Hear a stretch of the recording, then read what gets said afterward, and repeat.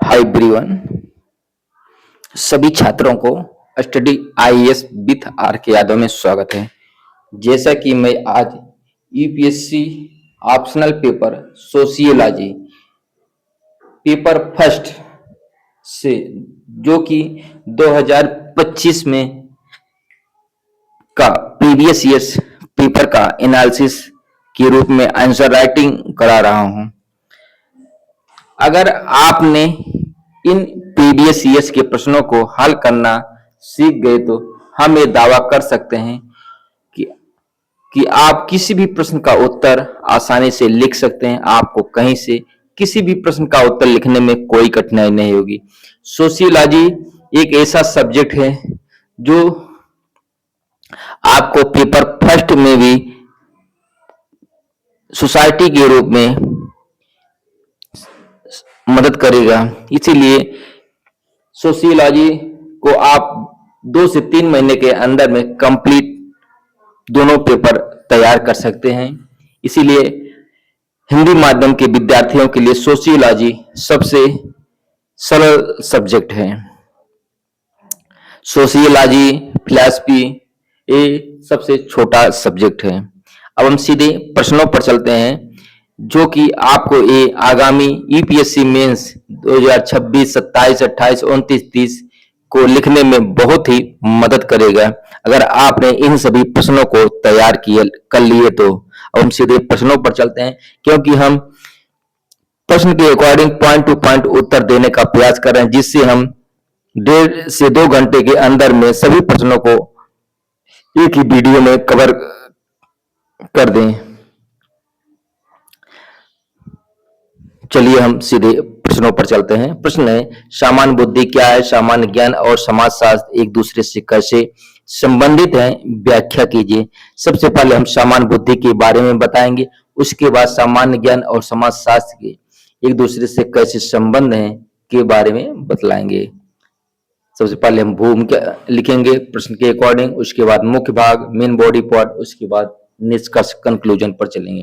प्रश्न को हम 3 भागों में लिखेंगे। अब हम सीधे भूमिका पर चलते हैं। सामान्य बुद्धि कॉमन सेंस से आशय उन धारणाओं, अनुभवों और व्यवहारिक ज्ञान से है जो व्यक्ति दैनिक जीवन एवं सामाजिक परिवेश के माध्यम से अर्जित करता है।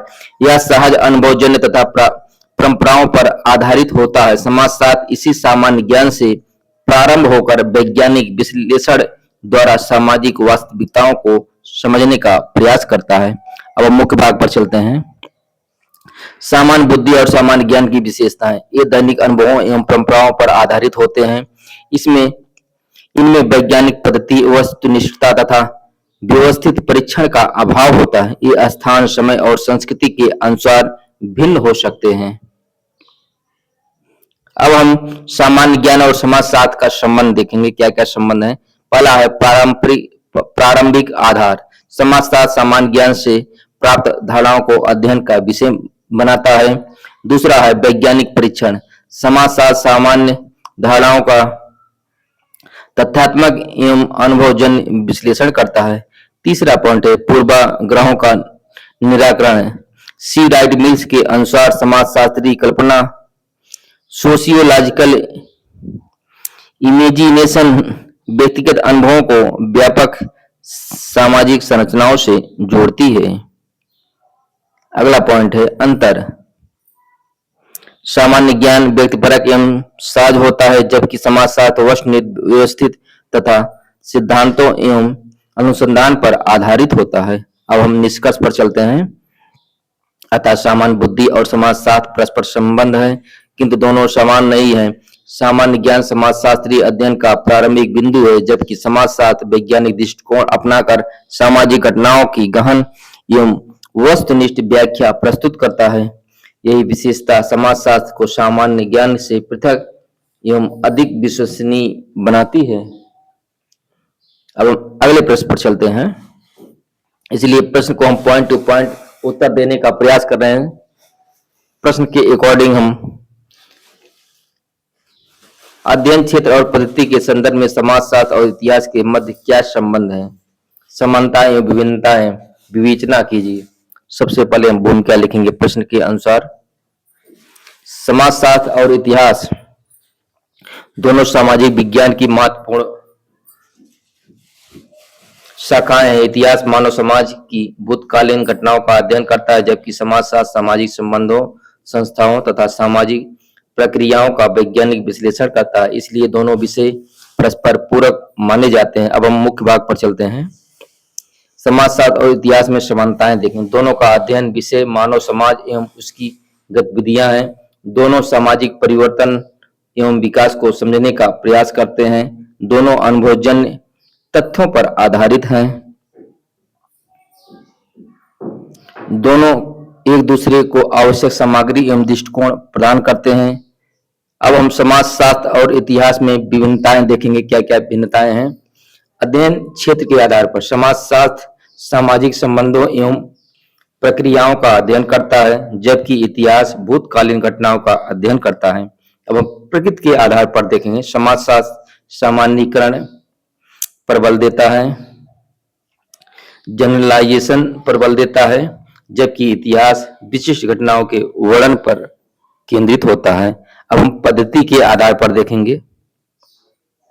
समाजशास्त्र सर्वेक्षण, अवलोकन तथा सांख्यिकी विधियों का प्रयोग करता है, जबकि इतिहास दस्तावेजों, अभिलेखों एवं ऐतिहासिक स्रोतों का उपयोग करता है। उद्देश्य के आधार पर समाजशास्त्र सामाजिक नियमों एवं सिद्धांतों का निर्माण करता है, जबकि इतिहास घटनाओं का काल क्रमानुसार विवरण एवं व्याख्या प्रस्तुत करता है। अब निष्कर्ष पर चलते हैं। अतः समाजशास्त्र और इतिहास में अध्ययन क्षेत्र तथा पद्धति के आधार पर भिन्नताएं होने के बावजूद दोनों घनिष्ठ रूप से संबंध एवं परस्पर पूरक है। इतिहास समाजशास्त्र को तथ्य प्रदान करता है और समाजशास्त्र उन तथ्यों का विश्लेषण कर सामाजिक जीवन की व्यापक एवं वैज्ञानिक समझ विकसित करता है।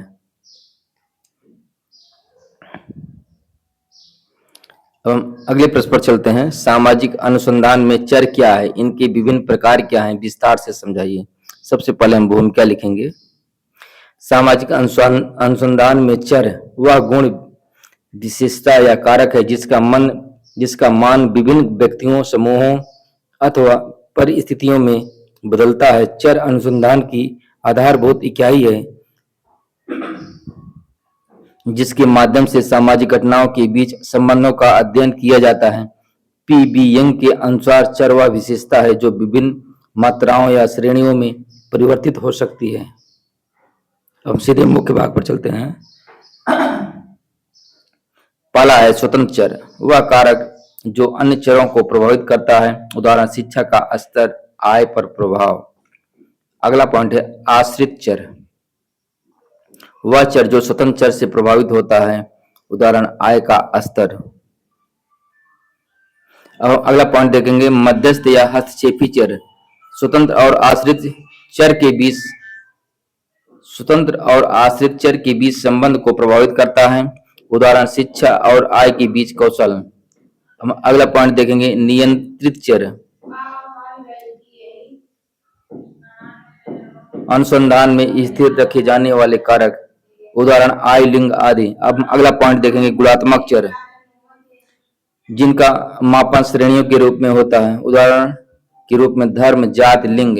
अगला पॉइंट है मात्रात्मक चर, जिनका मापन संख्यात्मक रूप में किया जाता है। उदाहरण आय, वायु, जनसंख्या। अगला पॉइंट है सतत एवं असत चर, सतत ऊंचाई,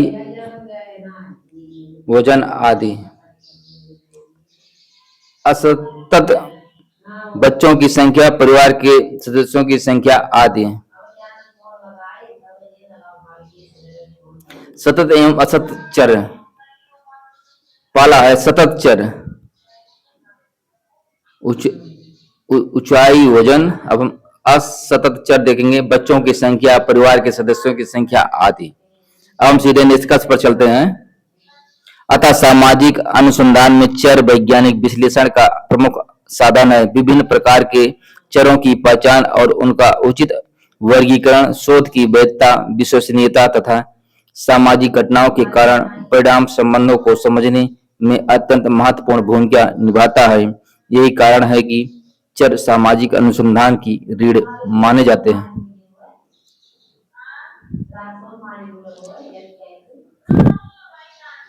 क्या डिजिटल विश्व में पहचान निर्माण को समझने में मर्टन का संदर्भ समूह सिद्धांत प्रासंगिक हो सकता है? व्याख्या कीजिए। सबसे पहले हम भूमिका लिखेंगे। रॉबर्ट के मर्टन के संदर्भ समूह सिद्धांत के अनुसार व्यक्ति अपने व्यवहार, मूल्यों और आकांक्षाओं का निर्माण उन समूहों के आधार पर करता है जिनसे वह वास्तविक या काल्पनिक रूप से स्वयं को जोड़ता है। डिजिटल युग में सोशल मीडिया और आवासीय समुदायों के विस्तार ने इस सिद्धांत की प्रासंगिकता को और बढ़ा दिया है। अब मुख्य भाग पर चलते हैं। पहचान निर्माण में संदर्भ समूहों की भूमिका। व्यक्ति अपने आदर्श जीवन शैली और विचारों को प्रभावित करने वाले ऑनलाइन समूहों एवं प्रभावशाली व्यक्तियों को संदर्भ समूह के रूप में ग्रहण करता है। इंस्टाग्राम, यूट्यूब तथा लिंक्डइन जैसे मंच का आकांक्षात्मक संदर्भ समूहों का निर्माण करते हैं। अब हम अगला पॉइंट देखेंगे, सकारात्मक संदर्भ समूह। ऑनलाइन शैक्षणिक, व्यवसायिक तथा सामाजिक समुदाय व्यक्तियों को नई पहचान और अवसर प्रदान करते हैं। डिजिटल नेटवर्क सामाजिक पूंजी और आत्म विकास को प्रोत्साहित करते हैं। अगला पॉइंट है नकारात्मक संदर्भ समूह। अवास्तविक जीवन शैली, उपभोक्तावाद तथा सामाजिक तुलना से हीन भावना और पहचान संकट उत्पन्न हो सकता है, जैसे फेक न्यूज, इको चैम्बर तथा कट्टरपंथी ऑनलाइन समुदाय नकारात्मक पहचान निर्माण को बढ़ावा दे सकते हैं। अब अगला पॉइंट है सिद्धांत की सीमाएं। डिजिटल पहचान बहुआयामी और तरल होती हैं, जैसे मर्टन के पारंपरिक सिद्धांत द्वारा पूर्णतः नहीं समझा जा सकता। एल्गोरिदम और कृत्रिम बुद्धिमत्ता की भूमिका को यह सिद्धांत पर्याप्त महत्व नहीं देता। हम सीधे निष्कर्ष पर चलते हैं। अतः मर्टन का संदर्भ समूह सिद्धांत डिजिटल विश्व में पहचान निर्माण की प्रक्रिया को समझने का एक प्रभावी समाजशास्त्री उपकरण है। यद्यपि डिजिटल युग की जटिलताओं को समझने हेतु इसे नेटवर्क समाज तथा गॉफमैन के आत्म प्रस्तुतिकरण के दृष्टिकोण के साथ जोड़कर देखना अधिक उपयुक्त होगा। हम सीधे अगले प्रश्नों पर चलते हैं। अगला प्रश्न है, क्या सामाजिक अस्थिरीकरण का सिद्धांत लैंगिक रूप से अंधा है? स्पष्ट कीजिए। सबसे पहले हम भूमिका लिखें। सामाजिक अस्थिरीकरण, सोशल स्ट्रैटिफिकेशन समाज में संसाधनों, प्रतिष्ठा एवं शक्ति के असमान वितरण की व्यवस्था है। पारंपरिक अस्थिरीकरण सिद्धांत मुख्यतः वर्ग, जाति और स्थिति पर केंद्रित रहे, जिसके कारण नारीवादी समाजशास्त्रियों ने उन पर लैंगिक रूप से अंधा, जेंडर ब्लाइंड होने का आरोप लगाया है। अब हम सीधे मुख्य भाग पर चलते हैं। लैंगिक अंधता के पक्ष में तर्क देंगे। पहला है, मार्क्स और वेबर ने वर्ग एवं स्थिति को महत्व दिया, परंतु घरेलू श्रम और लैंगिक असमानताओं की उपेक्षा की। डेविस और मोर का प्रकारवाद सामाजिक भूमिकाओं को योग्यता पर आधारित मानता है, जबकि महिलाओं के संरचनात्मक वंचन को पर्याप्त महत्व नहीं देता। अगला पॉइंट है, पारंपरिक अध्ययनों में परिवार को एक इकाई मानकर पुरुष की आय को ही परिवार की स्थिति का सूचक माना गया। अगला पॉइंट है, लैंगिक आयाम को सम्मिलित करने वाले दृष्टिकोण। इन ओकले ने घरेलू श्रम और लैंगिक विभाजन को असमानता का आधार बताया। सिल्विया बाल्बी के अनुसार पितृसत्ता एक स्वतंत्र सामाजिक संरचना है जो महिलाओं के शोषण को बनाए रखती है। अगला पॉइंट है, इंटरसेक्शनैलिटी के अनुसार वर्ग, जाति और लिंग परस्पर अंतःक्रिया करते हुए असमानताओं को निर्मित करते हैं। अगला पॉइंट है, समकालीन समाजशास्त्र में अस्थिरीकरण के विश्लेषण में लिंग को एक महत्वपूर्ण चर माना जाता है। अब हम सीधे निष्कर्ष पर चलते हैं। अतः पारंपरिक सामाजिक अस्थिरीकरण सिद्धांत काफी हद तक लैंगिक रूप से अंधे रहे, किंतु नारीवादी एवं समकालीन दृष्टिकोणों ने यह स्पष्ट किया है कि लिंग, वर्ग और जाति के साथ मिलकर असमानताओं के निर्माण एवं पुनरुत्पादन में महत्वपूर्ण भूमिका निभाता है। इसलिए सामाजिक स्तरीकरण की समग्र समझ के लिए लैंगिक आयाम को सम्मिलित करना अनिवार्य है। अब हम सीधे अगले प्रश्न पर चलते हैं। प्रत्यक्षवाद क्या है, इसके विरुद्ध प्रमुख तर्कों का आलोचनात्मक विश्लेषण कीजिए। हम सबसे पहले भूमिका लिखेंगे। प्रत्यक्षवाद एक समाजशास्त्री एवं दार्शनिक दृष्टिकोण है जिसका प्रतिपादन अगस्त काम्टे ने किया। इसके अनुसार ज्ञान का वास्तविक स्रोत अनुभव, अवलोकन तथा वैज्ञानिक पद्धति है। समाज का अध्ययन भी प्राकृतिक विज्ञानों की भांति वस्तुनिष्ठ एवं नियमबद्ध तरीके से किया जा सकता है। अब हम सीधे मुख्य भाग पर चलते हैं। प्रत्यक्षवाद की प्रमुख विशेषताएं: अनुभवजन्य तथ्यों एवं अवलोकन पर बल देना, वैज्ञानिक पद्धति एवं वस्तुनिष्ठता का समर्थन, कारण कार्य संबंधों तथा सार्वभौमिक नियमों की खोज, मूल निरपेक्ष अध्ययन की अवधारणा। अब हम प्रत्यक्षवाद के विरुद्ध प्रमुख तर्क देखेंगे। पहला पॉइंट है व्याख्यात्मक समाजशास्त्र। मैक्स वेबर के अनुसार सामाजिक क्रियाओं को केवल बाह्य अवलोकन से नहीं बल्कि उनके अर्थ को समझकर ही जाना जा सकता है। अगला पॉइंट है प्रत्ययवाद। फेनोमेनोलॉजी के अनुसार सामाजिक यथार्थ व्यक्तियों द्वारा निर्मित होता है, अतः इसे प्राकृतिक विज्ञान की तरह नहीं समझा जा सकता। अगला पॉइंट है फ्रैंकफर्ट स्कूल एवं आलोचनात्मक सिद्धांत ने प्रत्यक्षवाद को यथास्थितिवादी बताते हुए कहा कि यह शक्ति एवं प्रभुत्व के प्रश्नों की उपेक्षा करता है।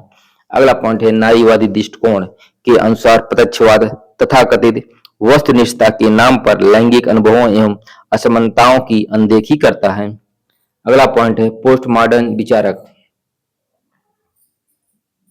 सार्वभौमिक सत्य एवं एकमात्र वैज्ञानिक पद्धति की धारणा को चुनौती देते हैं। हम सीधे निष्कर्ष पर चलते हैं। निष्कर्ष है प्रत्यक्षवाद ने समाजशास्त्र को वैज्ञानिक आधार प्रदान किया, किंतु मानव व्यवहार की व्यक्तिनिष्ठता, अर्थ एवं सत्ता संबंधों को जटिलता को पूर्णतः नहीं समझा सका।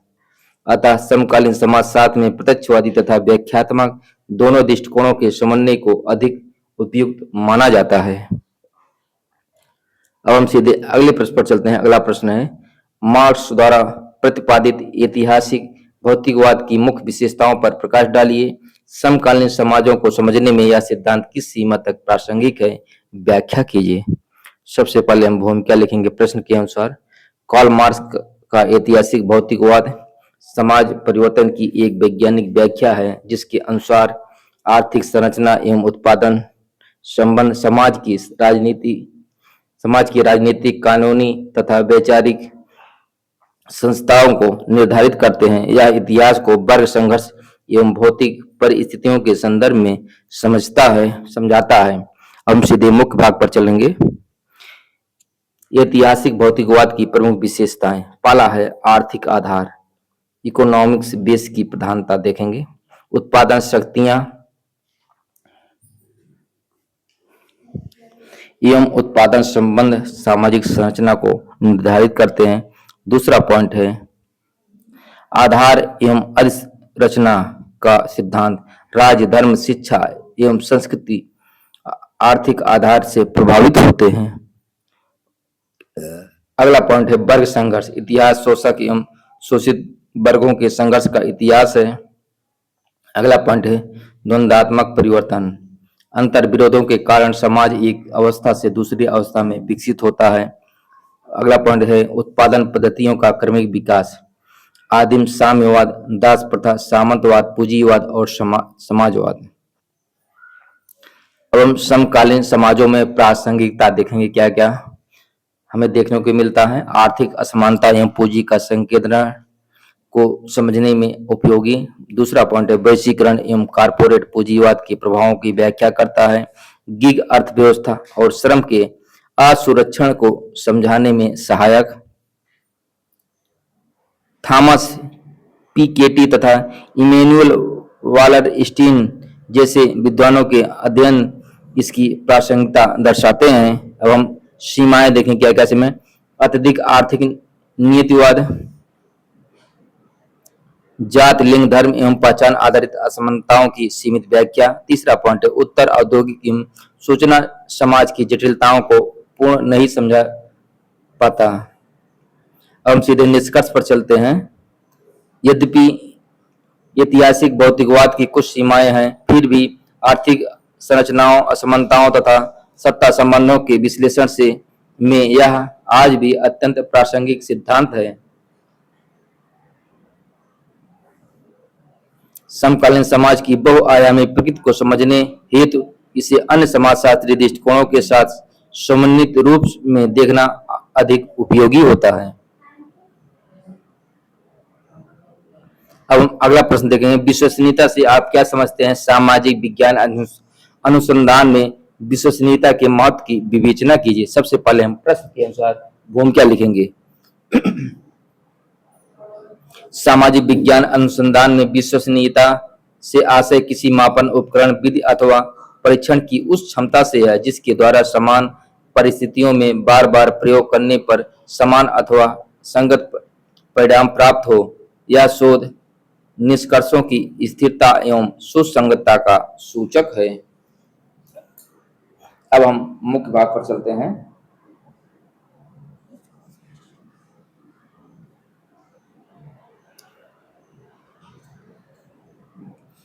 विश्वसनीयता के प्रकार। पुनर्परीक्षण विश्वसनीयता के बारे में देखें। समय के अंतराल पर समान परिणाम प्राप्त होना। दूसरा है अंतर वस्तु संगति, विभिन्न मदों के बीच सामंजस्य। अगला पॉइंट है समानांतर रूप विश्वसनीयता, विभिन्न रूपों के माध्यम से समान निष्कर्ष प्राप्त होना। अगला पॉइंट है अंतर मूल्यांकन करता विश्वसनीयता, विभिन्न प्रेक्षकों द्वारा समान निष्कर्ष प्राप्त होना। अब हम सामाजिक विज्ञान अनुसंधान में विश्वसनीयता का महत्व देखेंगे। शोध निष्कर्षों की स्थिरता एवं सटीकता सुनिश्चित करती है, आंकड़ों में त्रुटियों तथा पक्षपात को कम करती है। तीसरा पॉइंट है अध्ययन की पुनरावृत्ति को संभव बनाती है। अब हम अगला पॉइंट देखेंगे। निष्कर्षों की वैधता के लिए आधार प्रदान करती है, सिद्धांत निर्माण एवं सामान्यीकरण की प्रक्रिया को सुदृढ़ बनाती है, नीति निर्माण तथा सामाजिक हस्तक्षेपों के लिए विश्वसनीय आधार उपलब्ध कराती है, अनुसंधान की वैज्ञानिकता एवं स्वीकार्यता को बढ़ाती है। अब हम सीधे निष्कर्ष पर चलते हैं। निष्कर्ष अतः विश्वसनीयता सामाजिक विज्ञान अनुसंधान की एक अनिवार्य विशेषता है। यद्यपि केवल विश्वसनीय होना पर्याप्त नहीं है, फिर भी विश्वसनीयता के बिना किसी अध्ययन की वैधता एवं वैज्ञानिक प्रामाणिकता संदिग्ध हो जाती है। इसलिए उच्च गुणवत्ता वाले सामाजिक अनुसंधान के लिए विश्वसनीयता और वैधता दोनों का संतुलित समन्वय आवश्यक है। हम सीधे अगले प्रश्न पर चलते हैं। दीर्घकालिक निरंतरता को समझने में क्षमता अभाव परिप्रेक्ष्य की तुलना सामाजिक पूंजी अभाव परिप्रेक्ष्य से कीजिए। सबसे पहले हम प्रश्न के अनुसार भूमिका लिखेंगे।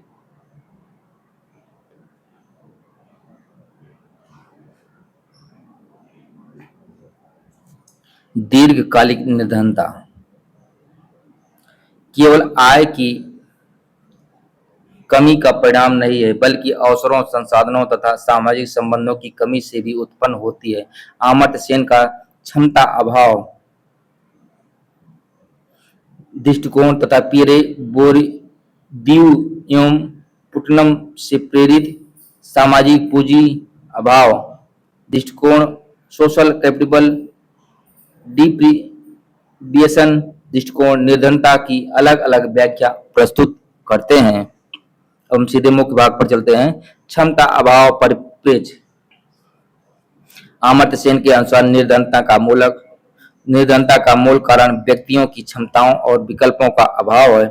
शिक्षा, स्वास्थ्य, पोषण और गरिमापूर्ण जीवन के अवसरों की कमी व्यक्ति के विकास को बाधित करती है। यह दृष्टिकोण मानव विकास तथा कल्याण पर बल देता है। उदाहरणतः अशिक्षा एवं खराब स्वास्थ्य व्यक्ति को पीढ़ी दर पीढ़ी गरीबी में बनाए रखते हैं। अब हम अगला पॉइंट देखेंगे, सामाजिक पूंजी अभाव पर पेच। इसके अनुसार निर्धनता का कारण सामाजिक नेटवर्क, विश्वास, सहयोग और सामुदायिक संबंधों का अभाव है। कमजोर सामाजिक संबंध रोजगार, सूचना और संसाधनों तक पहुंच को सीमित करते हैं। यह दृष्टिकोण सामुदायिक सहभागिता और सामाजिक एकीकरण पर बल देता है।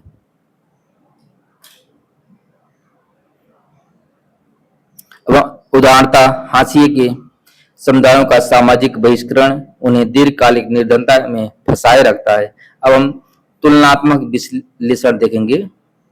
क्षमता अभाव दृष्टिकोण व्यक्ति केंद्रित है, जबकि सामाजिक पूंजी अभाव दृष्टिकोण समुदाय केंद्रित है। पहला मानव क्षमताओं के विस्तार पर बल देता है, जबकि दूसरा सामाजिक संबंधों और नेटवर्क को महत्व देता है। दोनों ही दृष्टिकोण बहुआयामी निर्धनता को समझने में पूरक हैं। अब हम सीधे निष्कर्ष पर चलते हैं। अतः दीर्घकालिक निर्धनता का प्रभावी ढंग से समझने और समाप्त करने के लिए क्षमता निर्माण के साथ साथ सामाजिक पूंजी के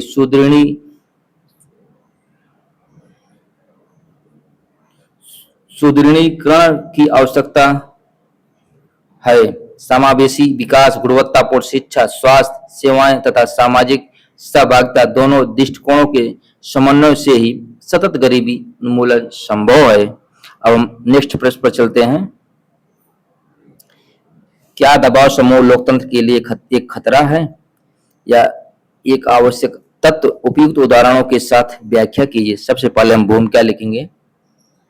दबाव समूह, प्रेशर ग्रुप्स ऐसे संगठित समूह होते हैं जो औपचारिक राजनीतिक सत्ता प्राप्त किए बिना सरकारी नीतियों एवं निर्णयों को प्रभावित करने का प्रयास करते हैं। आधुनिक बहुलवादी लोकतंत्र में इन्हें नागरिक समाज और राज्य के मध्य एक महत्वपूर्ण कड़ी माना जाता है। अब हम सीधे मुख्य भाग पर चलते हैं। दबाव समूह लोकतंत्र के आवश्यक तत्व के रूप में पहला है हितों का प्रतिनिधित्व। विभिन्न वर्गों की मांगों को सरकार तक पहुंचाते हैं। उदाहरणतः भारतीय किसान यूनियन, BKU, FICCI आदि। अगला पॉइंट है लोकतांत्रिक सहभागिता को बढ़ावा। नागरिकों को नीति निर्माण में अप्रत्यक्ष भागीदारी प्रदान करते हैं। अगला पॉइंट है सरकार पर नियंत्रण एवं उत्तरदायित्व। नीतियों की समीक्षा तथा जनमत निर्माण में सहायक होते हैं। उदाहरणतः RTI आंदोलन, पर्यावरणीय समूह आदि। अगला पॉइंट है बहुलवादी लोकतंत्र को सुदृढ़ करना। रॉबर्ट डहल के अनुसार विविध हित समूह सत्ता के केंद्रीकरण को रोकते हैं। अब हम दबाव समूह लोकतंत्र के लिए खतरे के रूप में देखते हैं। पहला पॉइंट है संसाधनों की असमानता। शक्तिशाली समूह अधिक प्रभाव स्थापित कर लेते हैं। उदाहरणतः कारपोरेट लॉबिंग। दूसरा पॉइंट है संकीर्ण हितों का बढ़ावा। व्यापक जनहित की उपेक्षा हो सकती है। अगला पॉइंट है नीति निर्माण में अनुचित दबाव। हड़ताल, बंद या हिंसक आंदोलनों से लोकतांत्रिक प्रक्रिया बाधित हो सकती है। अगला पॉइंट है भ्रष्टाचार और गुप्त लाभी। निर्णय प्रक्रिया की पारदर्शिता प्रभावित होती है। अब हम निष्कर्ष पर चलते हैं।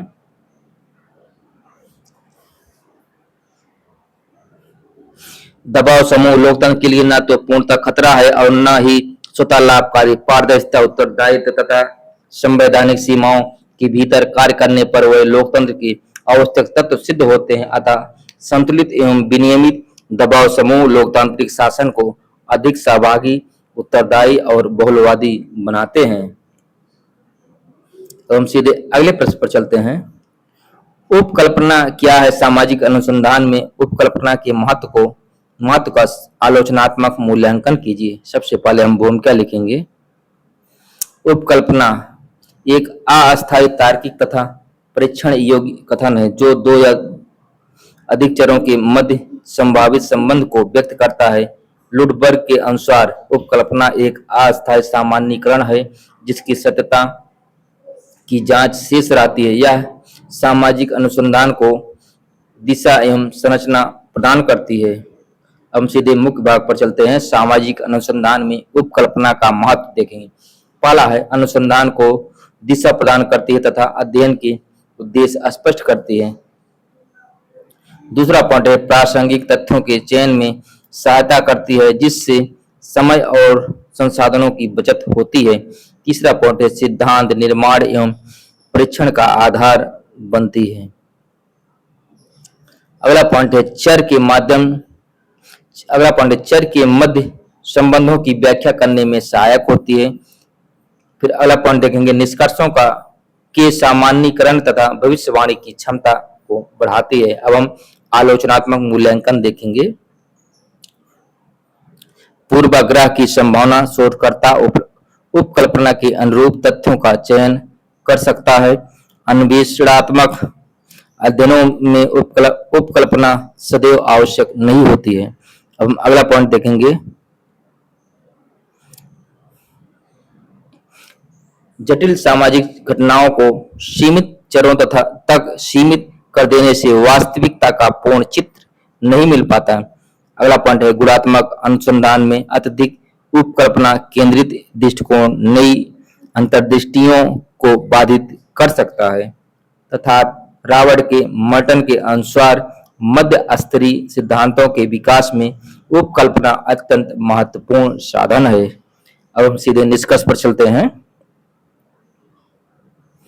अतः उपकल्पना सामाजिक अनुसंधान का एक महत्वपूर्ण उपकरण है जो वैज्ञानिकता, वस्तुनिष्ठता तथा सिद्धांत निर्माण को प्रोत्साहित करती है। यद्यपि इसकी कुछ सीमाएं हैं, फिर भी लचीले एवं आलोचनात्मक दृष्टिकोण के साथ इसका प्रयोग सामाजिक अनुसंधान की गुणवत्ता और विश्वसनीयता को सुदृढ़ करता है। हम अगले प्रश्न पर चलते हैं। 4 का बी है भारतीय संदर्भ में विवाह की आधुनिक प्रवृत्तियों का विवरण दीजिए, ये परंपरागत पद्धतियों से कैसे भिन्न है। सबसे पहले हम प्रश्न के अनुसार भूमिका लिखेंगे। विवाह भारतीय समाज की एक प्रमुख सामाजिक संस्था है। वैश्वीकरण, शिक्षा, नगरीकरण, औद्योगिकरण तथा महिलाओं की बढ़ती भागीदारी के कारण विवाह संस्था में अनेक परिवर्तन देखने को मिल रहे हैं। एम.एन. श्रीनिवास ने इसी सामाजिक परिवर्तन की व्यापक प्रक्रिया से जोड़ा है। और मुख्य भाग पर चलते हैं। भारतीय संदर्भ में विवाह की आधुनिक प्रवृत्तियों के बारे में देखेंगे क्या क्या है।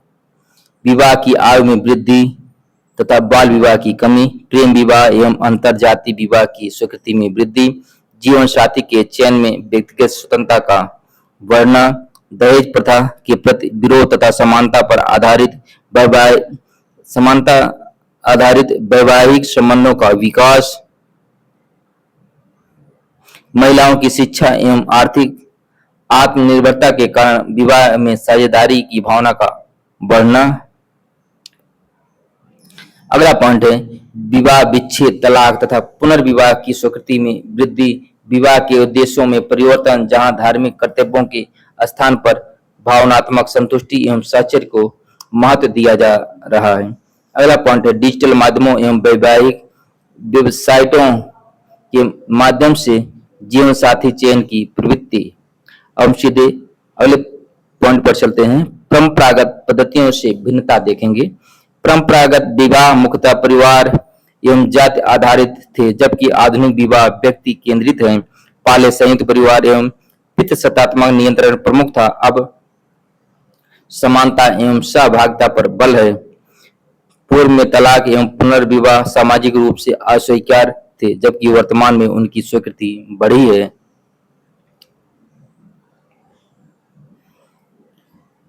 धार्मिक एवं सामाजिक कर्तव्य की अपेक्षा अब साहचर्य, प्रेम और व्यक्तिगत संतुष्टि को अधिक महत्व दिया जाता है। अब हम सीधे निष्कर्ष पर चलते हैं।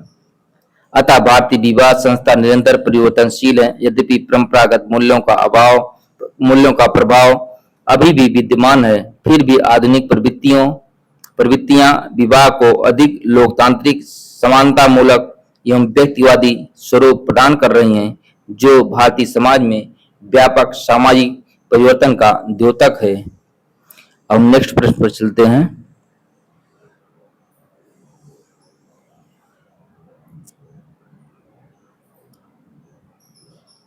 मोस्का, मिशेल्स और परेटो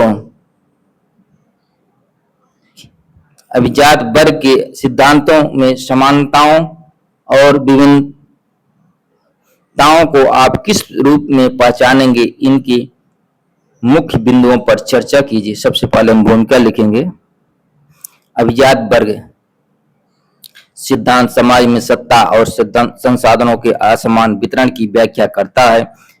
गोएटानो मोस्का, विल्फ्रेडो परेटो और रॉबर्ट मिशेल्स ने यह प्रतिपादित किया कि प्रत्येक समाज में एक अल्पसंख्यक शासक वर्ग बहुसंख्यक जनसमूह पर प्रभुत्व रखता है। हम सीधे मुख्य भाग पर चलते हैं, समानताएं देखेंगे। तीनों विचारकों ने समाज में अल्पसंख्यक अभिजात वर्ग के प्रभुत्व को स्वीकार किया है। लोकतंत्र सहित सभी व्यवस्थाओं में सत्ता कुछ व्यक्तियों के हाथों में केंद्रित होती है। जनसमूह को अपेक्षाकृत निष्क्रिय तथा संगठित अभिजात वर्ग को प्रभावशाली माना है। अब हम विभिन्नताएं एवं मुख्य बिंदु देखेंगे। Mosca, ruling class theory. समाज दो वर्गों शासक एवं शासित में विभाजित है। संगठित अल्पसंख्यक असंगठित बहुसंख्यक पर शासन करता है। पॉलिटिकल फार्मूला के माध्यम से शासन को वैधता मिलती है। अब हम परेटो के अनुसार देखेंगे। अभिजात वर्ग अस्थायी नहीं होता है। लायंस और फॉक्स के बीच अभिजात वर्ग का परिभ्रमण होता है। लायंस में शेर और फॉक्स में लोमड़ी के बीच अभिजात वर्ग का परिभ्रमण होता है। सत्ता परिवर्तन सामाजिक स्थिरता बनाए रखता है। अब हम मिशेल्स के अनुसार देखेंगे। Iron law of oligarchy. प्रत्येक संगठन अंतःकुलीन तंत्र में परिवर्तित हो जाता है। नेतृत्व और नौकरशाही की आवश्यकता से सत्ता कुछ नेताओं में केंद्रित हो जाती है। अब हम सीधे निष्कर्ष पर चलते हैं। यद्यपि तीनों सिद्धांत अभिजात वर्ग के प्रभुत्व को स्वीकार करते हैं, परंतु मोस्का ने शासक वर्ग, परेटो ने अभिजात वर्ग के परिभ्रमण तथा मिशेल्स ने कुलीन तंत्र की अपरिहार्यता पर बल दिया। समकालीन लोकतंत्रों में राजनीतिक दलों, नौकरशाही और कॉरपोरेट अभिजात वर्ग की बढ़ती शक्ति इन सिद्धांतों की प्रासंगिकता को प्रमाणित करती है। और हम सीधे अगले प्रश्न पर चलते हैं। विकासशील समाजों की अर्थव्यवस्था में अनौपचारिक क्षेत्र के समाजशास्त्रीय महत्व का आलोचनात्मक विश्लेषण कीजिए। सबसे पहले हम भूमिका लिखेंगे प्रश्न के अनुसार। अनौपचारिक क्षेत्र से आशय उन आर्थिक गतिविधियों से है जो सरकारी विनियमन, कराधान तथा सामाजिक सुरक्षा के औपचारिक ढांचे से बाहर संचालित होती है। कीथ हार्ड तथा ILO ने विकासशील देशों में इसकी व्यापकता और महत्व को रेखांकित किया है। अब हम सीधे मुख्य भाग पर चलते हैं।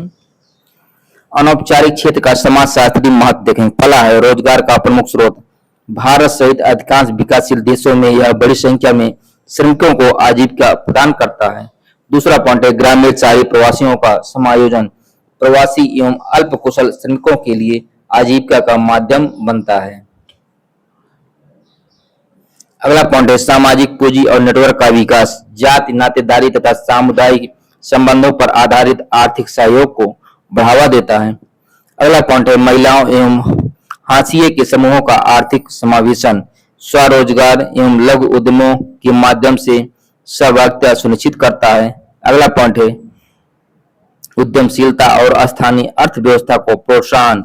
सूक्ष्म व्यवसायों एवं पारंपरिक कौशल का संरक्षण करता है।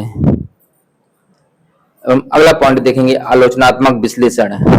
मार्क्सवादी दृष्टिकोण के अनुसार यह क्षेत्र सस्ते श्रम के शोषण और पूंजीवादी व्यवस्था के विस्तार का साधन है। सामाजिक सुरक्षा, न्यूनतम मजदूरी तथा श्रम अधिकारों का अभाव विद्यमान रहता है।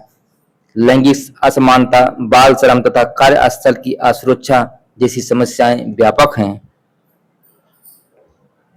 द्वैतवादी अर्थव्यवस्था, डुअल इकोनॉमी, सामाजिक एवं आर्थिक विषमताओं को बनाए रखती है। अब हम सीधे निष्कर्ष पर चलते हैं।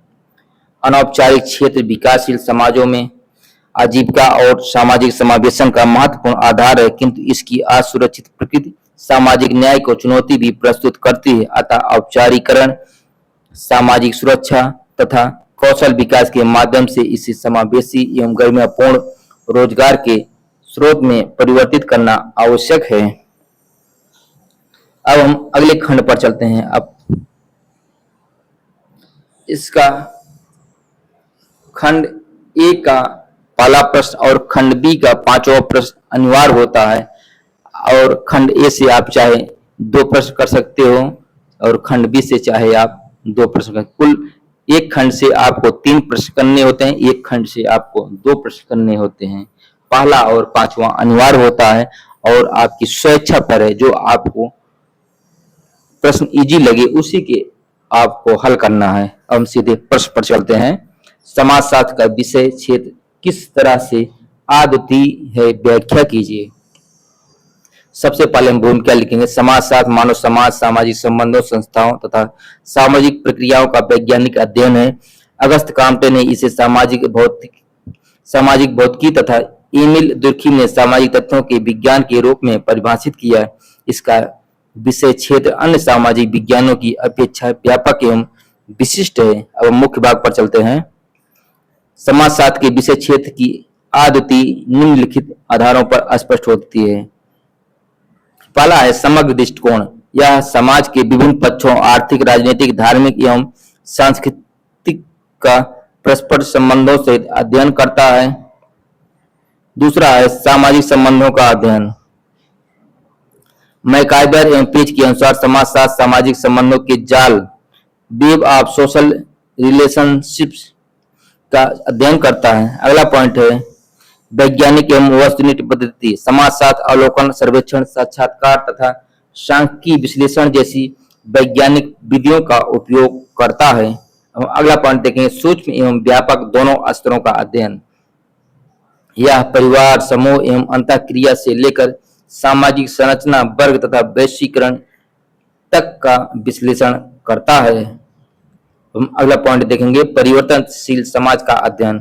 समाजशास्त्र सामाजिक परिवर्तन, आधुनिकीकरण, नगरीकरण तथा वैश्वीकरण जैसी प्रक्रियाओं को समझने का प्रयास करता है।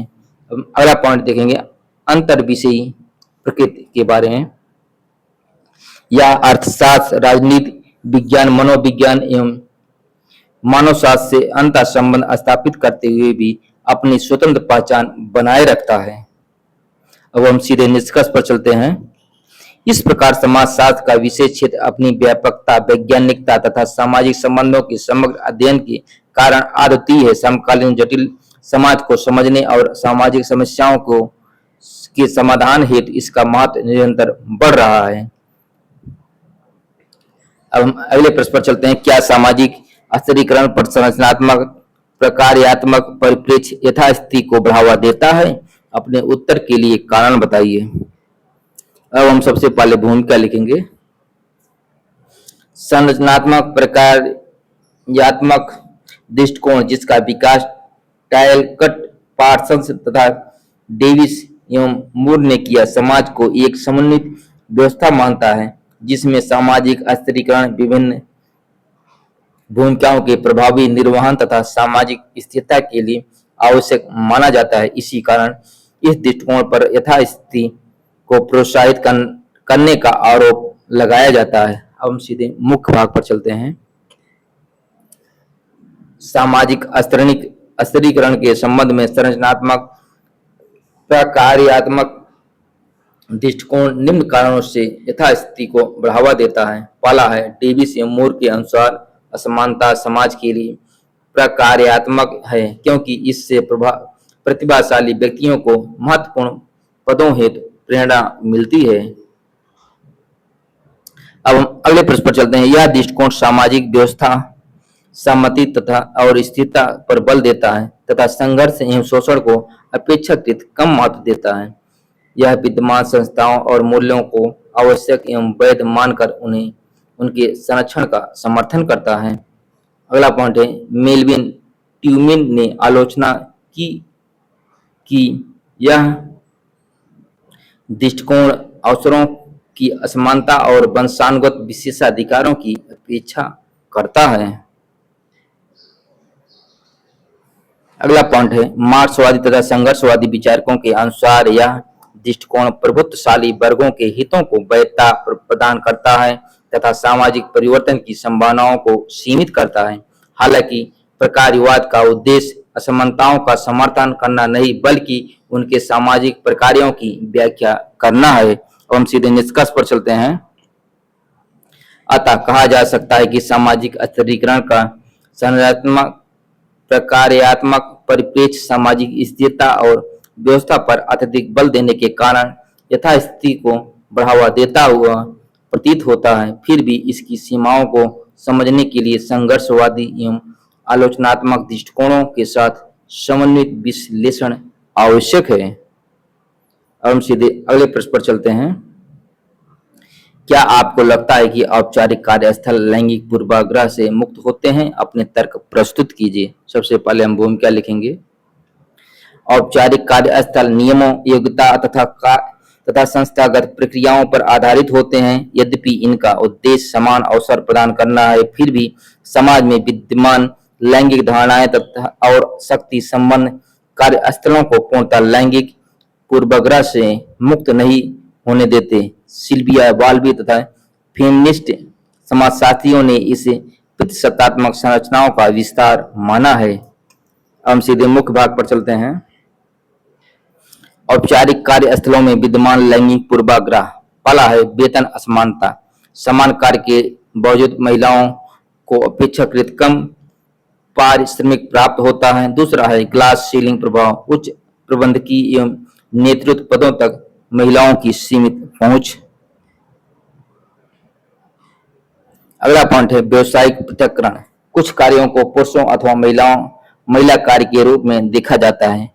अगला पॉइंट है दोहरी भूमिका का दबाव। महिलाओं पर घरेलू दायित्वों का अतिरिक्त बोझ जिससे करियर उन्नति प्रभावित होती है। अगला पॉइंट है यौन उत्पीड़न एवं असुरक्षा। पोक्सो एक्ट 2013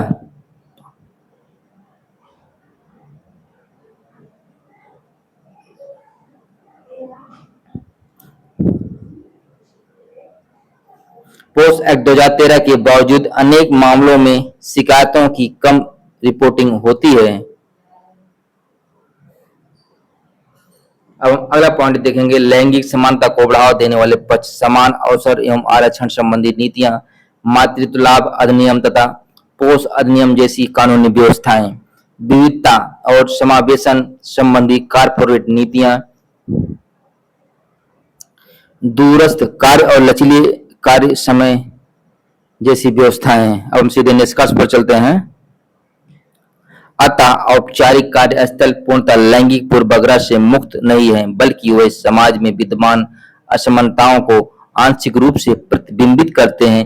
वास्तविक लैंगिक समानता के लिए केवल कानूनी प्रावधान ही नहीं बल्कि संस्थागत संस्कृति, संवेदनशील नेतृत्व तथा सामाजिक दृष्टिकोण में परिवर्तन भी आवश्यक है। इसी से सतत विकास लक्ष्य 5 लैंगिक समानता की प्राप्ति संभव होगी। अब हम नेक्स्ट प्रश्न पर चलते हैं। अगले प्रश्न पर समाजशास्त्र में बीबर का वस्टहेन किस प्रकार से वस्तुनिष्ठता व्यक्तिपरकता परिचर्चा को संबोधित करता है? सबसे पहले हम प्रश्न के अनुसार भूमिका लिखेंगे। मैक्स वेबर ने समाजशास्त्र को सामाजिक क्रिया के अर्थपूर्ण अध्ययन का विज्ञान माना है। उन्होंने वस्टहेन अथवा सहानुभूतिपूर्ण समझ की अवधारणा प्रस्तुत की जिसके माध्यम से सामाजिक क्रियाओं के पीछे निहित व्यक्तिपरक अर्थों को समझने का प्रयास किया जाता है। यह अवधारणा वस्तुनिष्ठता और व्यक्तिपरकता के मध्य संतुलन स्थापित करती है। अब हम सीधे मुख्य भाग पर चलते हैं। व्यक्तिपरक अर्थों का महत्व देखेंगे। वेबर के अनुसार सामाजिक क्रिया को समझने के लिए कर्ता द्वारा उससे जुड़े अर्थों को जानना आवश्यक है। अतः व्यक्तिपरकता समाजशास्त्री विश्लेषण का अनिवार्य अंग है। अगला पॉइंट है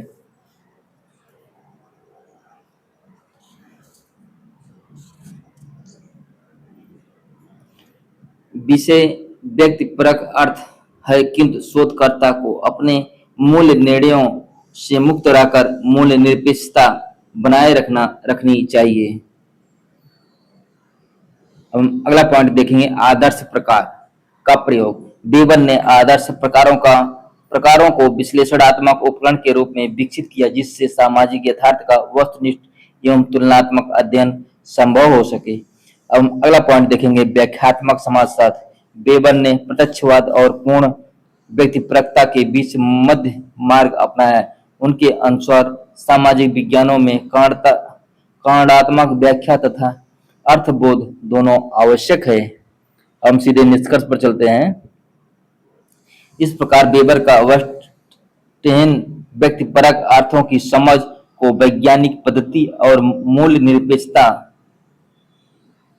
के साथ जोड़कर वस्तुनिष्ठता व्यक्तिपरकता विवाद का संतुलित समाधान प्रस्तुत करता है। यही कारण है कि वेबर का व्याख्यात्मक दृष्टिकोण आधुनिक समाजशास्त्र की एक महत्वपूर्ण आधारशिला माना जाता है।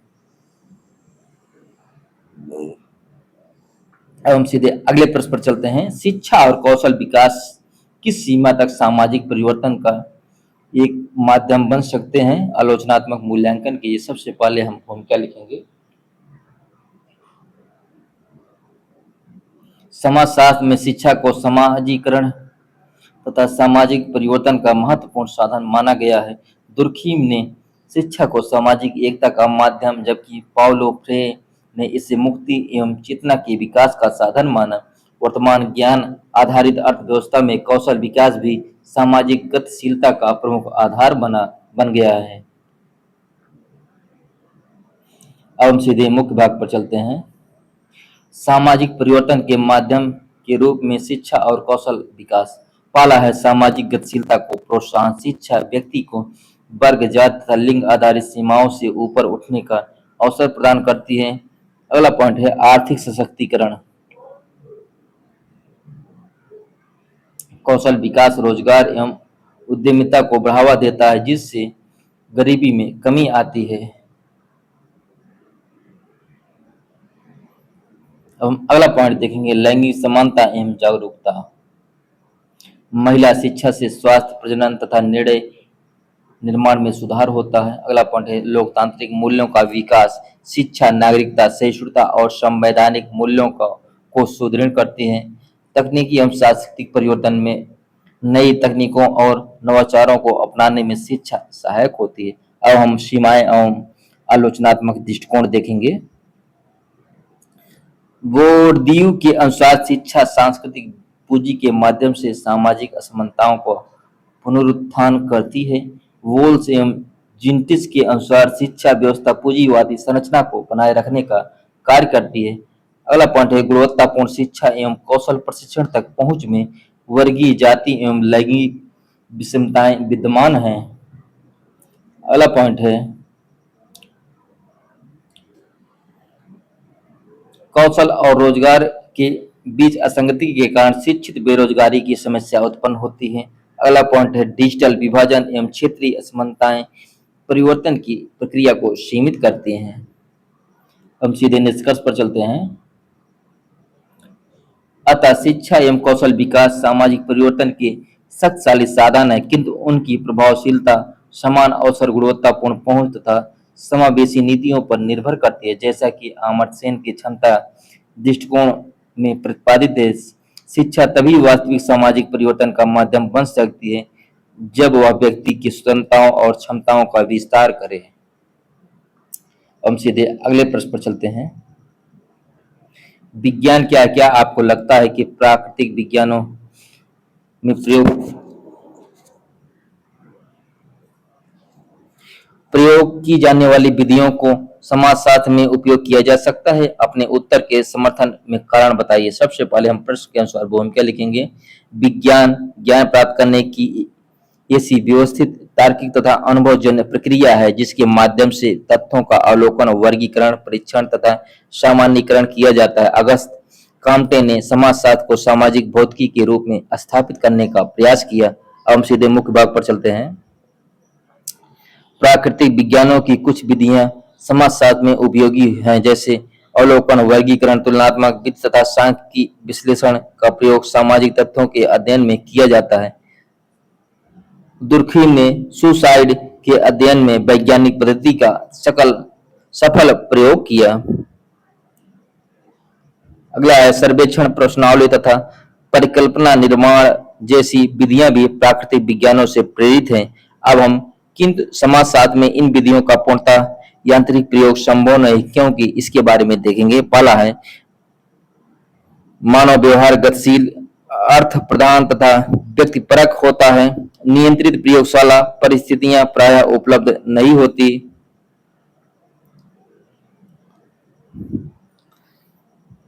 अगला है वेबर के अनुसार सामाजिक क्रियाओं को समझने हेतु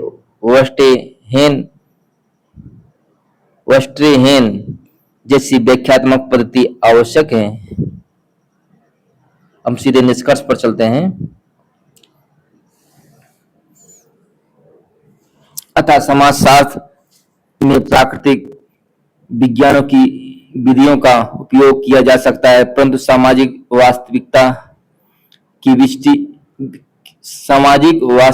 की विशिष्ट प्रकृति के कारण उन्हें संशोधित एवं व्याख्यात्मक दृष्टिकोण के साथ अपनाना अधिक उपयुक्त है। अब हम अगले प्रश्न पर चलते हैं। प्रश्न है लिंग आधारित घरेलू श्रम विभाजन से आप क्या समझते हैं? क्या औपचारिक रोजगार के क्षेत्र में महिलाओं की बढ़ती भागीदारी के कारण इसमें कोई बदलाव आ रहा है? अपने उत्तर को उदाहरण देकर स्पष्ट कीजिए। सबसे पहले हम प्रश्न के अनुसार भूमिका लिखेंगे। लिंग आधारित घरेलू श्रम विभाजन से तात्पर्य घर के कार्यों का स्त्री एवं पुरुष के बीच पारंपरिक लैंगिक भूमिकाओं के आधार पर विभाजन से, जिसमें खाना बनाना, बच्चों एवं वृद्धों की देखभाल जैसे कार्य प्रायः महिलाओं के हिस्से आते हैं। अब मुख्य भाग पर चलते हैं। टैलकार्ट पार्सन्स के अनुसार परिवार में पुरुष की उपार्जक तथा महिला की अभिव्यंजक भूमिका निर्धारित मानी गई है। औपचारिक रोजगार में महिलाओं की बढ़ती भागीदारी ने इस विभाजन को चुनौती दी है। सारी मध्यम वर्गीय परिवारों में पुरुषों द्वारा खाना बनाना, बच्चों की देखभाल तथा घरेलू कार्यों में सहयोग बढ़ा है। अगले पॉइंट, कोविड-19 के दौरान वर्क फ्रॉम होम के कारण घरेलू जिम्मेदारियों के साझाकरण की प्रवृत्ति दिखाई दी है। अगला पॉइंट, उदाहरणतः आईटी क्षेत्र एवं दोहरी आय वाले परिवारों में घरेलू सहायकों, डे केयर सेवाओं तथा साझा निर्णयों का उपयोग बढ़ा है। अगला पॉइंट है तथा एनएसएसओ एवं टाइम यूज सर्वे 2019 के अनुसार महिलाएं आज भी पुरुषों की तुलना में कहीं अधिक अवैतनिक घरेलू कार्य करती हैं, जिससे डबल बर्डन की स्थिति उत्पन्न होती है। अब हम सीधे निष्कर्ष पर चलते हैं। अतः महिलाओं की आर्थिक भागीदारी से घरेलू श्रम विभाजन में परिवर्तन अवश्य आया है, किंतु पितृसत्तात्मक मान्यताओं के कारण यह परिवर्तन असमान एवं आंशिक है। वास्तविक लैंगिक समानता के लिए घरेलू उत्तरदायित्वों का समान साझाकरण आवश्यक है।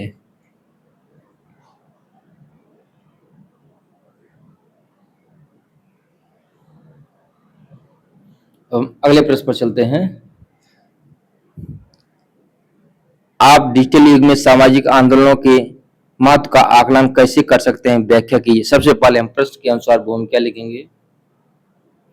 सामाजिक आंदोलन समाज में परिवर्तन, अधिकारों की रक्षा तथा जनमत निर्माण के महत्वपूर्ण साधन है। डिजिटल युग में इंटरनेट, सोशल मीडिया तथा संचार तकनीकों ने इनके स्वरूप, पहुंच और प्रभाव को व्यापक बना दिया। अब हम सीधे मुख्य भाग पर चलते हैं। प्रश्न के अनुसार डिजिटल युग में सामाजिक आंदोलनों का महत्व निम्नलिखित रूपों में देखा जा सकता है। पहला है त्वरित जनसंचार एवं लामबंदी। सोशल मीडिया के माध्यम से कम समय में बड़ी संख्या में लोगों को संगठित किया जा सकता है।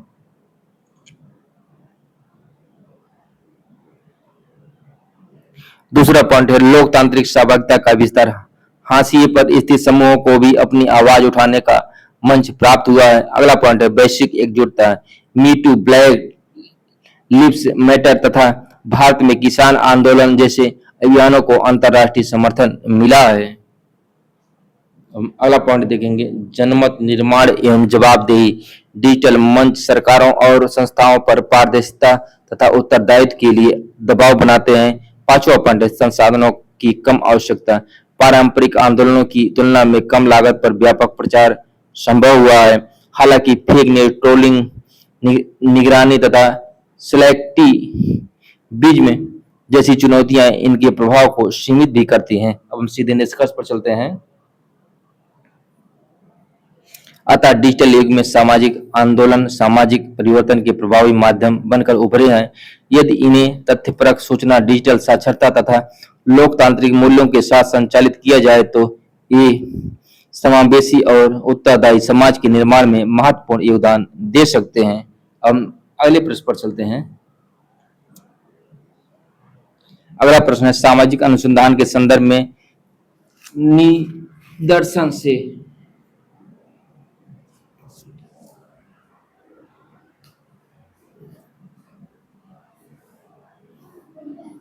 आप क्या समझते हैं? निदर्शन के विभिन्न प्रारूपों पर उनके सापेक्ष लाभ और हानि के साथ चर्चा की। सबसे पहले हम प्रश्न के अनुसार भूमिका लिखेंगे।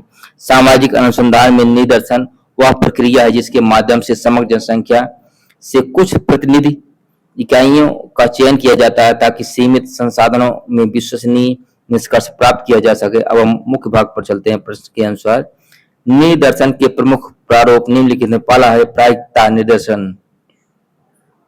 सरल यादृच्छिक निदर्शन, प्रत्येक इकाई के चयन की समान संभावना। अब हम इसके लाभ देखें। निष्पक्ष एवं प्रतिनिधिक। अब हानि, समय तथा लागत अधिक। अस्त्रीकृत निदर्शन। अगला पॉइंट है अस्त्रीकृत निदर्शन। लाभ के बारे में, विविध समूहों का उचित प्रतिनिधित्व। हानि, स्तरों का निर्धारण जटिल है। अब हम समूह क्लस्टर निदर्शन देखेंगे। लाभ, बड़े क्षेत्रों में किफायती। अब हानि, परिशुद्धता अपेक्षाकृत कम है। अब हम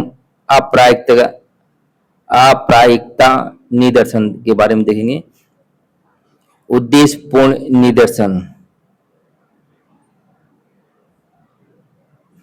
पहले हम लाभ के बारे में, विशिष्ट विषयों के अध्ययन हेतु उपयोगी है। अब हानि के बारे में देखेंगे। शोधकर्ता की पूर्वाग्रह की संभावना है। अब हम सुविधाजनक निदर्शन के बारे में देखें। पहले लाभ, सरल एवं कम खर्चीला। हानि, प्रतिनिधित्व का अभाव हमें देखने को मिलता है। अब हम स्नोबॉल निदर्शन। लाभ, दुर्लभ अथवा छिपे समूहों के अध्ययन में सहायक है। अब हानि, सामान्यीकरण सीमित। अब हम सीधे निष्कर्ष पर चलते हैं। अतः निदर्शन सामाजिक अनुसंधान का एक अनिवार्य उपकरण है। अनुसंधान की प्रकृति, उद्देश्य तथा उपलब्ध संसाधनों के अनुसार उपयुक्त निदर्शन पद्धति का चयन ही अध्ययन की वैधता, विश्वसनीयता एवं निष्कर्षों की प्रामाणिकता सुनिश्चित करता है। अब हम अगले प्रश्न पर चलते हैं। धर्म को समझने में मार्क्स, वेबर और दुर्खीम के सिद्धांत कैसे भिन्न है, व्याख्या की। सबसे पहले हम भूमिका लिखेंगे। धर्म समाजशास्त्र का एक महत्वपूर्ण अध्ययन क्षेत्र है। कार्ल मार्क्स, मैक्स वेबर तथा इमेल दुर्खीम ने धर्म की प्रकृति, भूमिका और सामाजिक प्रभावों को अलग अलग दृष्टिकोणों से समझाने का प्रयास किया। अब हम सबसे पहले मुख्य भाग पर चलते हैं। कार्ल मार्क्स का दृष्टिकोण देखेंगे। मार्क्स ने धर्म को जनता की अफीम कहा। उनके अनुसार धर्म शोषित वर्ग को काल्पनिक सांत्वना देकर वर्गीय असमानताओं को वैधता प्रदान करता है। धर्म शासक वर्ग के हितों की रक्षा करने वाला वैचारिक उपकरण है। अब हम मार्क्स वेबर का दृष्टिकोण देखेंगे। वेबर ने धर्म को सामाजिक परिवर्तन का प्रेरक माना। अपनी कृति protest ethic and the spirit of capitalism में उन्होंने बताया कि प्रोटेस्ट नैतिकता ने पूंजीवाद के विकास को प्रोत्साहित किया। वेबर के लिए धर्म आर्थिक संरचना का परिणाम नहीं बल्कि परिवर्तनकारी शक्ति भी है। अब हम अगला पॉइंट देखेंगे। एमिल दुर्खीम का दृष्टिकोण। दुर्खीम ने धर्म को सामाजिक एकता और सामूहिक चेतना का स्रोत माना। अपनी कृति the element forms of religious life में उन्होंने पवित्र और लौकिक के विभाजन पर बल दिया। अगला पॉइंट है धर्म सामाजिक एकीकरण तथा नैतिक नियंत्रण को सुदृढ़ करता है। अब हम सीधे निष्कर्ष पर चलते हैं। अतः जहां मार्क्स धर्म को शोषण और यथास्थिति बनाए रखने का साधन मानते हैं, वहीं वेबर इसे सामाजिक परिवर्तन का कारक तथा दुर्खिम सामाजिक एकता और सामूहिक चेतना का आधार मानते हैं। इन तीनों दृष्टिकोणों का समन्वित अध्ययन धर्म की बहुआयामी प्रकृति को समझने में सहायक है। अब हम अगले प्रश्न पर चलते हैं। आधुनिक समाज में विज्ञान और धर्म के बीच संबंध की प्रकृति क्या है? उपयुक्त उदाहरणों के साथ इसका विश्लेषण कीजिए। हम सबसे पहले भूमिका लिखेंगे। विज्ञान और धर्म मानव जीवन के दो महत्वपूर्ण आयाम हैं। विज्ञान अनुभव, तर्क एवं प्रमाण पर आधारित है, जबकि धर्म आस्था, नैतिकता एवं आध्यात्मिक मूल्यों से संबंध है। आधुनिक समाज में इनके संबंध की प्रकृति बहुआयामी एवं गतिशील है। अब हम सीधे मुख्य भाग पर चलते हैं। पूरक संबंध देखेंगे। पहले विज्ञान भौतिक जगत की व्याख्या करता है, जबकि धर्म जीवन के नैतिक एवं आध्यात्मिक पक्षों को दिशा देता है। उदाहरणतः कोविड-19 के दौरान वैक्सीन के साथ धार्मिक संस्थाओं ने जन जागरूकता में योगदान किया है। हम संघर्ष का संबंध देखेंगे। कुछ मुद्दों पर दोनों में मतभेद दिखाई देते हैं, जैसे विकासवाद और सृष्टिवाद के बीच विवाद। अगला पॉइंट है धर्मनिरपेक्षीकरण एवं युक्तिकरण। मैक्स वेबर के अनुसार आधुनिकता के साथ समाज में युक्तिकरण बढ़ा, जिससे वैज्ञानिक दृष्टिकोण का विस्तार हुआ और पारंपरिक धार्मिक विश्वासों का प्रभाव अपेक्षाकृत कम हुआ। अब अगला पॉइंट देखेंगे सह-अस्तित्व एवं अनुकूलन। अनेक धार्मिक परंपराएं विज्ञान की उपलब्धियों को स्वीकार कर रही हैं। उदाहरणतः इस्लामिक देशों एवं भारत में IVF, अंग प्रत्यारोपण तथा डिजिटल माध्यमों से धार्मिक अनुष्ठानों का प्रसार बढ़ा है। हम सीधे निष्कर्ष पर चलते हैं। आधुनिक समाज में विज्ञान और धर्म का संबंध पूर्णतः विरोधात्मक न होकर संवाद, सह-अस्तित्व एवं पारस्परिक अनुकूलन का है। दोनों मानव कल्याण के विभिन्न आयामों को संबोधित करते हैं। अतः संतुलित दृष्टिकोण आधुनिक समाज की आवश्यकता है। हम सीधे नेक्स्ट प्रश्न पर चलते हैं। संधारणीय विकास से आप क्या समझते हैं? UNDP की सस्टेनेबल डेवलपमेंट गोल्स रिपोर्ट 2015 में प्रस्तावित संधारणीय विकास के बिंदुओं की विवेचना कीजिए। सबसे पहले हम प्रश्न के अनुसार भूमिका लिखेंगे। संधारणीय विकास का अर्थ ऐसा विकास है जो वर्तमान पीढ़ी की आवश्यकताओं की पूर्ति करते हुए भविष्य की पीढ़ियों की आवश्यकताओं से समझौता न करे। ब्रंटलैंड आयोग 1987 ने इस अवधारणा को लोकप्रिय बनाया। संयुक्त राष्ट्र द्वारा 2015 में 2030 एजेंडा के अंतर्गत 17 सतत विकास लक्ष्य SDG स्वीकार किए गए। हम सीधे मुख्य भाग पर चलते हैं। UNDP की SDG रिपोर्ट 2015 के प्रमुख बिंदु निम्नलिखित हैं। पहला है गरीबी एवं भूख का उन्मूलन। दूसरा है स्वास्थ्य एवं गुणवत्तापूर्ण शिक्षा की उपलब्धता। तीसरा है लैंगिक समानता तथा महिलाओं का सशक्तिकरण। चौथा है स्वच्छ जल एवं स्वच्छता तथा सभी के लिए सस्ती एवं स्वच्छ ऊर्जा। अगला है सम्मानजनक कार्य एवं समावेशी आर्थिक वृद्धि को बढ़ावा। अगला पॉइंट है उद्योग, नवाचार एवं आधारभूत संरचना का विकास तथा असमानताओं की कमी। अगला पॉइंट है साधारणीय शहर एवं समुदाय तथा जिम्मेदार उपभोग एवं उत्पादन। अगला पॉइंट है जलवायु परिवर्तन से निपटना, समुद्री एवं स्थलीय पारिस्थितिकी तंत्र का संरक्षण। अगला पॉइंट है शांति, न्याय एवं सुदृढ़ संस्थानों की स्थापना। अगला पॉइंट है वैश्विक साझेदारी के माध्यम से लक्ष्यों की प्राप्ति। इन लक्ष्यों का आधार आर्थिक विकास, सामाजिक न्याय तथा पर्यावरणीय संरक्षण के बीच संतुलन स्थापित करना है। अब हम सीधे निष्कर्ष पर चलते हैं।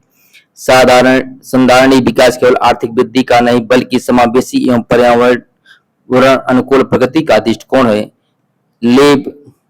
लीव नो वन बिहाइंड की भावना पर आधारित SDG मानव कल्याण, सामाजिक समानता और पारिस्थितिक संतुलन सुनिश्चित करते हुए एक न्यायपूर्ण एवं टिकाऊ विश्व व्यवस्था की दिशा में मार्गदर्शन प्रदान करते हैं।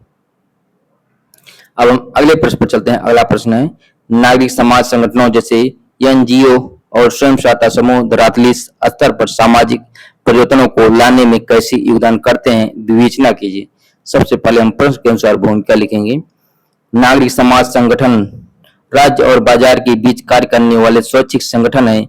इनमें गैर सरकारी संगठन तथा स्वयं सहायता समूह प्रमुख है, जो समुदाय आधारित सहभागिता के माध्यम से जमीनी स्तर पर सामाजिक परिवर्तन को प्रोत्साहित करते हैं। अब हम सीधे मुख्य भाग पर चलते हैं। धरातलीय स्तर पर इनकी योगदान निम्नलिखित है। पहला है आर्थिक सशक्तिकरण। SHGS सूक्ष्म ऋण, बचत एवं स्वरोजगार के माध्यम से विशेषकर महिलाओं की आर्थिक स्थिति को सुदृढ़ करते हैं। अगला पॉइंट है शिक्षा एवं स्वास्थ्य जागरूकता। NGO साक्षरता, टीकाकरण, पोषण तथा स्वच्छता संबंधी कार्यक्रमों का संचालन करते हैं। अगला पॉइंट है महिला एवं वंचित वर्गों का सशक्तिकरण। लैंगिक समानता, बाल विवाह, घरेलू हिंसा तथा सामाजिक बहिष्करण के विरुद्ध जागरूकता बढ़ाते हैं। अगला पॉइंट है लोकतांत्रिक भागीदारी को बढ़ावा। ग्राम सभाओं, सामाजिक अंकेक्षण तथा और जन अभियानों के माध्यम से उत्तरदायित्व एवं पारदर्शिता सुनिश्चित करते हैं। अगला पॉइंट है सतत विकास को प्रोत्साहन। जल संरक्षण, जैविक खेती और पर्यावरण संरक्षण जैसे कार्यक्रम संचालित करते हैं। उदाहरण के रूप में सेवा प्रदान तथा राष्ट्रीय ग्रामीण आजीविका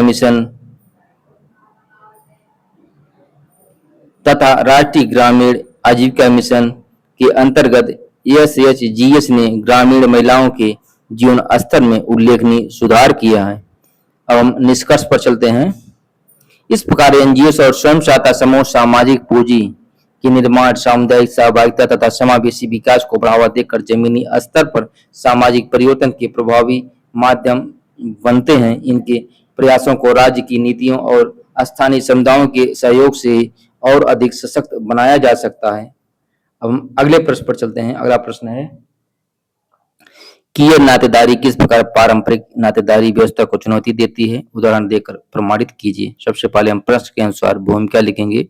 समाजशास्त्र में नातेदारी पारंपरिक रूप से विषम लैंगिक विवाह, रक्त संबंध तथा जैविक प्रजनन पर आधारित मानी जाती है, किंतु समकालीन समाज में उभरती कियर नातेदारी इन मान्यताओं का पुनर्परिभाषण करते हुए संबंधों की विविधता को मान्यता प्रदान करती है।